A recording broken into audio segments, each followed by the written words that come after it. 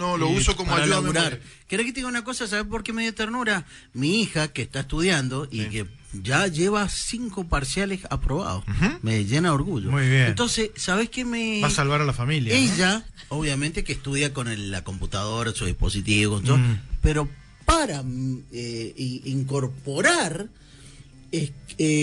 aparte de subrayar, porque a ella le gusta imprimir, no Claro. quedarse con lo de la pantalla. Eso está muy mal porque tiene mucho...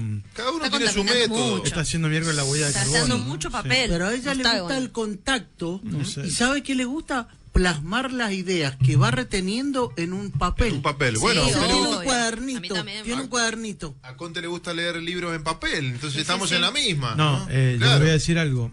A mí me pasa, tengo memoria visual de cuando yo escribo algo en un cuaderno, después no lo vuelvo a leer, me lo acuerdo automáticamente. Claro. Por eso mi hija lo hace. Claro. Es un método de estudio, escribe lo que va reteniendo, lo va escribiendo, lo que razona, lo escribe a Qué su bien, manera, qué bien. y lo veo al flaco trabajar así, y me dan ganas de Sí. Abrazarlo. de Bueno, abrazarlo. y le dio ternura y lo abrazó. Eso es lo que Claro, pasó. exacto. Dicen, buen día, Gabriel Equipo, lindo jueves. Te haría el Háganle amor. un estudio de sueño al profe. No, bueno, Dice si anoche me acosté a las Danilo. 2 de la mañana. Claro. Quiero Temprano. mandarle un saludo a la gente que me hizo el asado anoche, muy bien al Renatito, y a todos los amiguitos que estuvimos ahí. No, yo lo comiendo. puedo mandar al carajo al que le hizo la sopa porque a nosotros no nos invitó, ¿viste? Bueno, Gabriel, a ver. pero él no sabía. No, bueno, ¿Qué ¿qué? los va a invitar a ¿Qué? todos ustedes? Él no sabía. ¿Acaso Pero- no le alcanza para pagar la luz? Que no invita a los demás. No, bueno, No, bueno. Gabriel, no te pongas celoso, pero qué rico, ¿sabes? Que la gente sepa de que la el pro- pradera. cuando nosotros contratamos al profesor para que viniera a hacer el programa, Sí. él venía como columnista económico. Ah,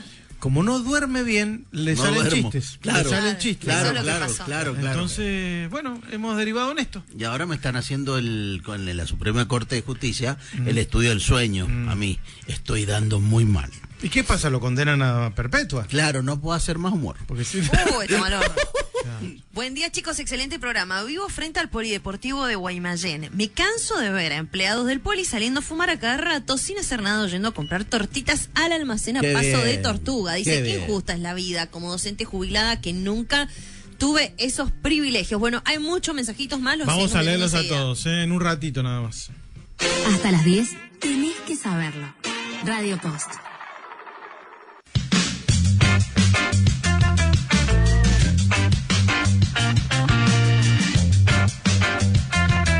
Nos estamos acostumbrando probablemente demasiado a la atomización de las noticias, ¿no? Que una noticia tape a la otra y por lo tanto, en definitiva, no sabemos nada.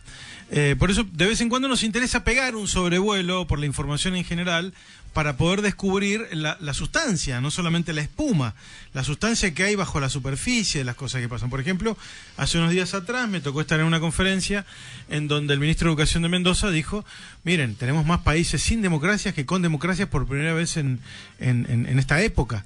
Entonces, la verdad que es una señal que yo no había detectado, pero la antidemocracia se expande por el mundo, ¿no? Entonces eso es un dato fuerte. Junto con eso también se expanden los movimientos terroristas, que hoy son casi como países, y amenazan a otras naciones. Hay guerras entre países y grupos terroristas. Y estos grupos también están entre nosotros. Lo que pasa es que no están en la noticia de todos los días. Hace un tiempito detectaron una célula de 7, 8 agentes de un grupo terrorista islámico aquí en Mendoza, en un municipio. Es una cosa increíble, porque no sabemos ni qué estaban haciendo, porque la noticia salió y después se fumó la noticia. No sabemos qué más pasó con esos supuestos terroristas, ¿no? Entonces, vamos a profundizar un poco el análisis, hablando con una persona experta, que es un abogado, politólogo, máster en ciencia política y sociología, catedrático, es un exiliado político y es director de Inter-American Institute for Democracy, que es Carlos Sánchez Berzaín. Buen día, un gusto saludarlo. Buen día, mucho gusto. Bueno, el mundo está lleno de células terroristas que están tratando de derribar los regímenes democráticos o que están tratando de que Occidente no exista más, y tiene simpatizantes dentro de nuestras democracias también, ¿no? A ver, yo creo que todas las generalizaciones son malas. Lo que pasa en el siglo XXI es que han crecido el número de dictaduras. Para empezar por las Américas, al empezar el siglo había una sola, que era la de Cuba. Hoy día la tenemos expandida en Venezuela, en Nicaragua, en Bolivia, Y además de eso, ese sistema que se llama socialismo del siglo XXI controla 4 gobiernos por lo menos en países democráticos. ¿Por qué? Porque ha ayudado a esa gente a ganar elecciones y a tomar el poder. Y esos gobiernos que yo denomino paradictatoriales, que quiere decir al servicio de las dictaduras, son México con la señora Sheinbaum, que ha recibido ese endoso de López Obrador, es Brasil con Lula, es Colombia con Petro, lamentablemente en los últimos días de nuevo Chile con Boric, y en Honduras Xiomara Castro. Eso es lo que pasa en las Américas.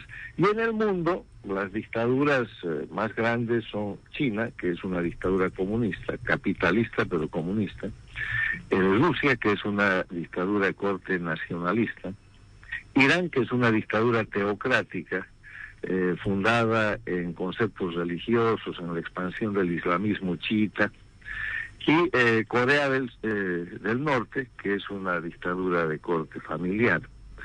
En este proceso, estas dictaduras mundiales, la China, Rusia, Irán, han tomado en este siglo XXI un proceso de expansión. Y además de reforzar el crecimiento de las dictaduras en América Latina, han hecho lo propio en el África. Pero ni de lejos en este momento hay más gobiernos dictatoriales que gobiernos democráticos, porque por ejemplo en las Américas hay 35 países, de norte a sur, en todo el hemisferio americano. Y hay 4 dictaduras. Hay gente que no reconoce inclusive a Bolivia como dictadura, que la llamamos la dictadura encubierta, porque como hacen elecciones simulan un proceso democrático que no tienen, y para reconocer una dictadura hay que ver si tiene presos políticos, si tiene exiliados políticos, si hay separación e independencia de poderes, si se respetan el Estado de Derecho, que es el cumplimiento de la ley, y si las elecciones son efectivamente limpias. Entonces, ha habido un crecimiento en el siglo XXI de las dictaduras, y hay un proceso que es muy peligroso, que también hay que tomar en cuenta y que se está dando en países como la Argentina. Y es que dentro de un país con democracia, como es la Argentina, como es México, por ejemplo, la Organización Federal de la Argentina permite la existencia de gobiernos provinciales, lo que serían estados en otros países. Y esos gobiernos provinciales tienen una fuerza, una autonomía, un vigor propio que les permite quedarse en el poder por demasiado tiempo. Hay casos en la Argentina como el de Formosa, como el de Santiago del Estero, como el de Chaco y otros que ustedes podrán mencionar, en los cuales son prácticamente provincias feudales, donde todo depende del señor feudal que es el gobernador, y respecto al que el gobierno central, el gobierno federal, no puede hacer demasiado. Esto se profundizó y prácticamente se institucionalizó en el gobierno de los Kirchner, en los gobiernos Kirchner. Pero después se produjo el fenómeno de que esas provincias, esos caciques, esos señores feudales o esos gobernantes autoritarios de las provincias tienen representación en el Senado y en el Congreso federales. Y esos representantes y senadores son necesarios para las mayorías del gobierno federal. Entonces pasó por ahí Macri y está en esa situación de aprete ahora el presidente Milei, porque necesita de esos votos, entonces tiene que realizar algún tipo de tolerancia, y eso genera estados dentro de los estados, o sea, provincias, por ejemplo en este caso de la Argentina, estados dentro de México, que no respetan el Estado de Derecho, que no son técnicamente democracias y que presentan una deformación interna.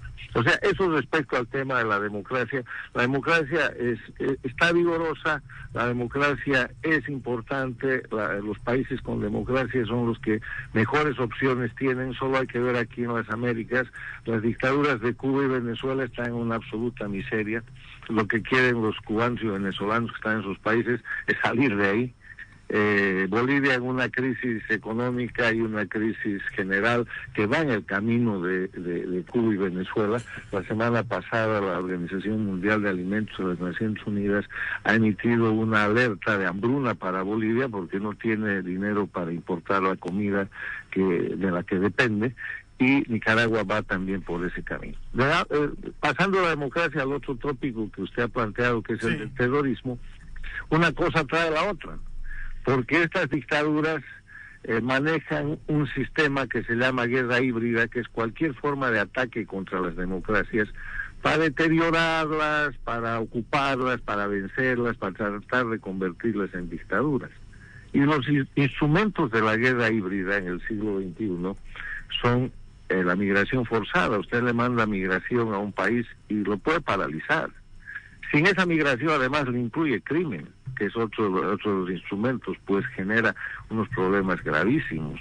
Crimen controlado y operado, crimen común, controlado y operado logísticamente y estratégicamente por las dictaduras. Después viene el tráfico de drogas, la cocaína, el fentanilo. Tiene usted la penetración en lo que son los grupos políticos para tratar de tomar internamente el poder, calentar la calle, aumentar las tensiones, bloqueos, lo que vimos en Chile el 2019, el incendio de casi todo Santiago por una tarifa en el metro, o lo que vemos en el Ecuador todavía, donde incluso se matan candidatos presidenciales como Fernando Villavicencio, etcétera. Entonces, en ese marco, el terrorismo es un instrumento, y el terrorismo en sus dos versiones. El terrorismo de Estado, que es el que ejercen las dictaduras, para cometiendo delitos desde el gobierno, para generar miedo en la población. Oprimir y someter, ¿no? Claro, la gente asuma conductas que no de otra forma no serían posibles. Somete a la gente con miedo. Mira, este tipo dijo tal cosa, está en la cárcel, y lo están torturando. Este tipo dijo tal cosa y le han quitado su negocio, y le están quitando su casa, y la familia está perseguida. Entonces ese es terrorismo de Estado. Viene del gobierno, que cuando se vuelve dictadura, en lugar de proteger, se vuelve criminal. Y el otro terrorismo es el terrorismo de la amenaza internacional y el terrorismo interno, como vemos por ejemplo con las FARC en Colombia, el Ejército de Liberación Nacional en Colombia. La Argentina tuvo su historia en lo que se llamó, terminó llamándose la guerra sucia, el terrorismo urbano, los montoneros, los tupamaros, etcétera, en el Uruguay. Y ahora ese terrorismo está sostenido por las dictaduras. El terrorismo en América Latina siempre lo sostuvo Cuba, y ahora lo sostienen el grupo del socialismo del siglo XXI, que es Cuba, Venezuela, Bolivia y Nicaragua, pero lo hacen en asociación con el terrorismo islámico de Irán. Eso le iba a consultar, ¿no? Porque se ha comprobado la presencia de Hezbollah como base para América Latina en Venezuela, y la presencia de grupos terroristas como Hezbollah o Hamas en Paraguay e inclusive en la Argentina, en la triple frontera. Esto es una realidad palpable, digamos, que no se puede negar, ¿no? Bueno, y visible. Usted se ha olvidado de Bolivia. Bolivia ha firmado a título de acuerdos militares convenios para establecer fuerzas y centros de entrenamiento iraníes en el territorio boliviano. Han convertido lo que era un cuartel en la zona de Santa Cruz, en el este de Bolivia, antes era un cuartel de entrenamiento antiguerrillero y antiterrorista. Ahora, en el régimen actual, lo han convertido en el centro de entrenamiento antiimperialista. Y lo manejan cubanos e iraníes, y entrenan gente ahí en para toda la región. Bolivia se ha convertido en un foco geopolítico de amenaza a la paz, a la seguridad y de mantenimiento y protección terrorista, y además de narcotráfico. No solamente representa un centro en el cual pueden haber terroristas, están reidentificando a los terroristas. Lo expresó el año pasado la ministra de Seguridad argentina, Bullrich, cuando dijo que había gente que venía con pasaporte boliviano, que iba con pasaporte boliviano a la Argentina y que no hablaba español, y que tenía todo el fenotipo islámico.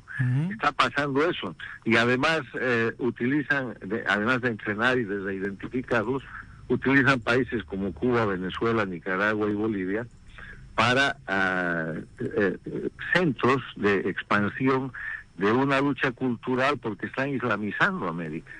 Usted se fija al empezar este siglo, 20, 25 años atrás, el islamismo no representaba nada. Usted ahora vaya por ciudades en Venezuela, en Bolivia, en Nicaragua, hay templos, minaretes, están cambiando incluso la dieta de la gente. Mire, ahora la gran pregunta ante esto es ¿cómo se combate sin guerra? La Argentina cambió la denominación y funciones del Ministerio de Seguridad por Ministerio de Seguridad Nacional, poniendo al país en riesgo, ya no solamente interno, sino externo, y como un aliado del Ministerio de Defensa. Usted ha sido ministro de Defensa. ¿Qué piensa de este momento? Porque para estar en guerra contra algo tan difícil de agarrar como es una cultura o una religión o un plan tan diseñado, bueno, no queda otra que resignar algunos puntos de democracia, ¿no? No, no es necesario, hay que cumplir la ley. Primero quiero decirle que en el aspecto macro, el mundo está en lo que yo llamo la Primera Guerra Global. ¿Qué es la Primera Guerra Global y cuándo empieza? Empieza cuando Rusia invade Ucrania. Cuando Rusia invade Ucrania, todo Occidente, Europa, la OTAN, Estados Unidos, Canadá, Japón, Australia, empiezan a ayudar a Ucrania y empiezan a sancionar a Rusia.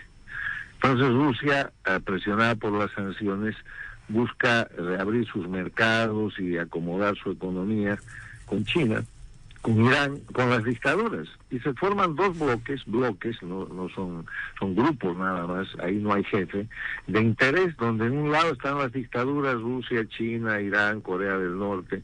Rusia está sosteniendo esa guerra con economía china, con misilística iraní, y drones iraníes, con soldados de Corea del Norte y con tropa cubana. Se calcula que hoy día hay entre 20 y 30 mil tropas cubanas en la retaguardia y en la logística, porque ellos, los ejércitos cubanos están entrenados con pura técnica y material soviético, ruso, entonces no hay una gran diferencia. O sea, tienen, para decirlo en términos militares, tienen la misma doctrina. Entonces, en el marco de esta guerra global se abre un segundo frente cuando los terroristas atacan a Israel, y se abre el frente de Gaza, que se mantiene. Y se abre un tercer frente cuando Israel empieza a bombardear a Irán, porque Irán es el país que con todos los recursos que genera por su riqueza petrolera, se ha dedicado a auspiciar terrorismo y a llevar adelante agresiones a través de los grupos que usted ha dicho, Hezbollah, Hamas, todos financiados por Irán, terroristas en Yemen, agresiones en América Latina, en todas partes. Y lo que hace Israel es clarear aquello y bombardea al dueño de la operación, que es Irán. Estados Unidos, en una operación quirúrgica adicional, hace un bombardeo para terminar, evitar o reducir las capacidades nucleares, que al parecer ha sido muy exitoso, y después Estados Unidos pasa a la posición de mediador y hace terminar ese frente de guerra. Pero sigue abierto el frente de Rusia con Ucrania y sigue abierto el frente de Gaza. ¿Y por qué llamo esto guerra global? Porque las luchas armadas se celebran en frentes específicos y entre grupos específicos. Pelea Rusia contra Ucrania, ya con unos coreanos del norte y unos cubanos más metidos, pero esos son los ejércitos. En la franja de Gaza es Israel contra los grupos irregulares y los grupos terroristas. En Irán, Israel era el otro frente, ok. Pero ningún país del mundo está excluido de esa conflagración. Por eso la guerra es global, porque políticamente, económicamente, logísticamente, financieramente, publicitariamente, en la participación en organismos internacionales hay dos bloques. El bloque de las dictaduras y el bloque de la democracia. Y no son bloques que tengan, como en tiempos de la Guerra Fría, un jefe. En la Guerra Fría era Estados Unidos con el capitalismo, claro, contra la Unión Soviética con el comunismo. No. Estos están agrupados más bien en función de sus necesidades coyunturales y de sus prácticas dictatoriales, porque ni Rusia se va a subordinar a China, ni China se va a subordinar a Rusia, ni ninguno de los dos a Irán, ni ninguno de los tres a Corea del Norte, ni nadie de esos a Cuba, a Venezuela. O sea, son agrupaciones en función del interés de sus metodologías criminales y del enemigo común que es la democracia. Estamos en ese contexto. Ahora, internamente se ha producido un gran cambio con los cambios de gobierno que se han dado en Italia, en la Argentina, en el Ecuador, en Estados Unidos. Lo de Estados Unidos ha generado en 5 meses, porque el gobierno del presidente Trump 47 acaba de cumplir 5 meses, un cambio geopolítico mundial extraordinario. ¿Y cómo se hace eso? Primero se identifica al enemigo y se le dice por qué es el enemigo.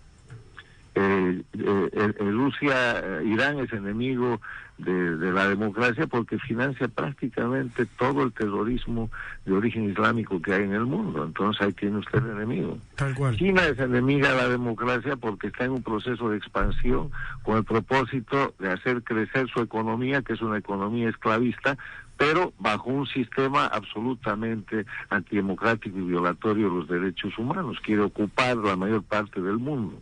Rusia es un país dictatorial y es un enemigo porque está atacando a Ucrania y ha quebrado la paz en toda la región europea y en el mundo, iniciando la guerra global. Corea del Norte es una amenaza nuclear. En las Américas, Cuba, Venezuela, Nicaragua y Bolivia son un grupo criminal que manejan el narcotráfico, porque son narcoestados, manejan y soportan todos los grupos terroristas. Yo quiero recordarle que los ejércitos de liberación nacional, el ELN que todavía sobrevive en Colombia, las FARC que todavía hay en Colombia, pero los ejércitos que pasaron subversivos por las Américas, Sendero Luminoso en el Perú, la guerrilla del Che Guevara en Bolivia, los montoneros, los tupamaros, todos fueron creación de Cuba. Eso no hubiera pasado sin soporte cubano. Y que ahora en el siglo XXI hacen lo mismo, pero utilizando sus embajadas, utilizando mecanismos diferentes que tienen que ver con migración, que tienen que ver con drogas, con narcotráfico y que tienen que ver con subversión. Entonces, frente a eso, ¿qué hacen los países democráticos? Identificar al enemigo, identificar la forma de ataque y poner esto en claro ante la sociedad. La gente no puede entender cómo los países latinoamericanos tienen grandes embajadas cubanas en sus países, a veces con cientos de agregados diplomáticos, cuando en verdad esa gente está en el país para desestabilizar la democracia. Uh-huh. Está Entonces, claro. Hay maneras democráticas de hacerlo. Yo creo que después del gobierno de Fernández Kirchner en la Argentina, ustedes han tenido un avance por la claridad del nuevo gobierno. Dicen, ¿sabe qué?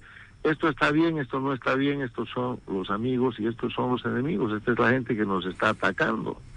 Y resulta que los hechos demuestran que es así. Está claro. Sánchez Bersani, nos queda muy poco tiempo, pero no quiero terminar sin analizar los procesos internos, ¿no? Porque la democracia permite que convivamos muchos sectores, inclusive sectores antidemocráticos, que eso parece una ironía.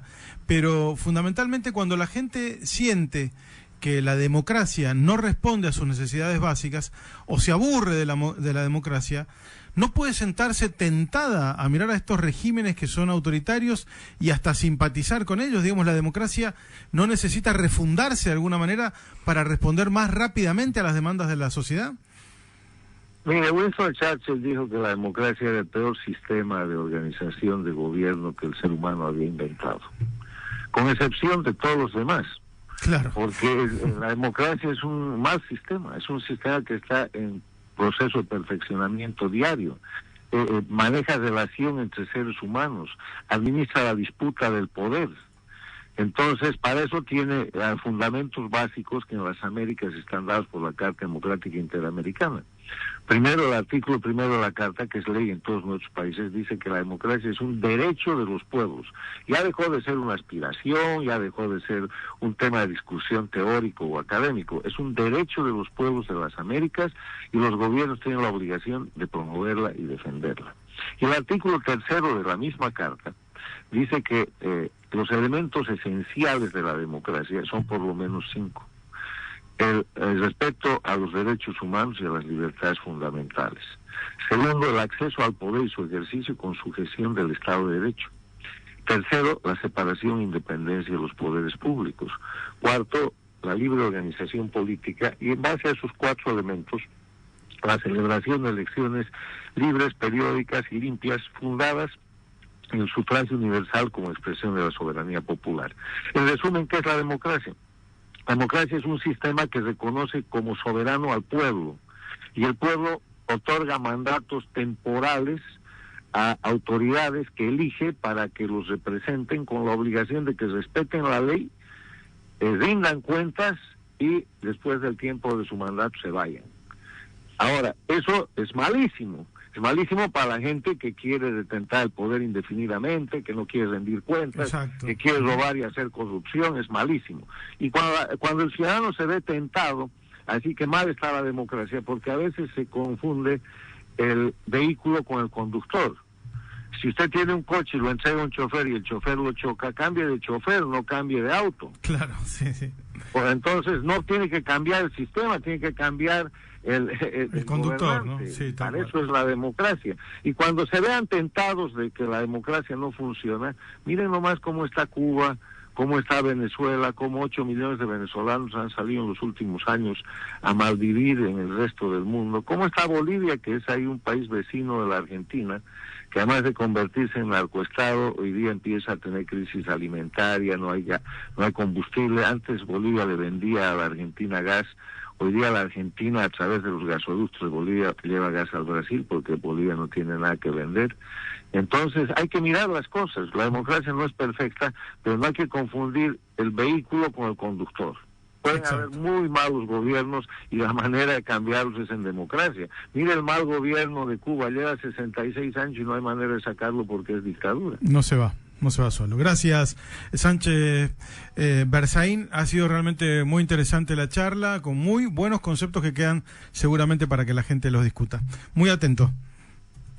Encantado, gracias. Un abrazo. Hablamos con José Carlos Sánchez Berzaín y déjenme un ratito que les voy a contar quién es, porque a lo mejor ustedes lo han escuchado con mucha atención, como nos están diciendo muchos oyentes, pero él fue ministro de Estado de la República de Bolivia en 5 ocasiones, ministro de la Presidencia de la República, ministro de Gobierno,